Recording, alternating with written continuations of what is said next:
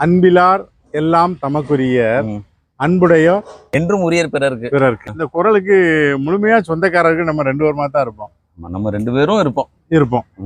இப்ப சமீப காலமாக பார்க்க உங்களை ஒரே விழாக்கள், தமிழ் விழாக்கள், புத்தக திறனாய்வு, தமிழ் அன்பர்களோடு சங்கமித்து நிற்கிறது. இனிய பயணமாமா. மொழி நம்மளை எங்க கொண்டு போய் நிறுத்துது அப்படிங்கிறதும், தமிழ் மொழியை நாம எடுத்து சொல்லும் விதமாக நம்மளை தூக்கி கொண்டாடும் மக்கள் இருக்கிறாங்க.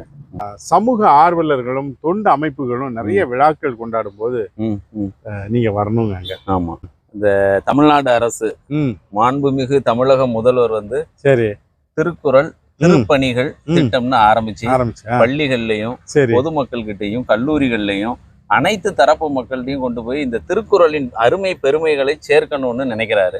அதில் ஒரு பகுதியாக நானும் சில கூட்டங்கள் நண்பர்களின் அழைப்பின் பேர்ல கலந்துக்கிறேன்.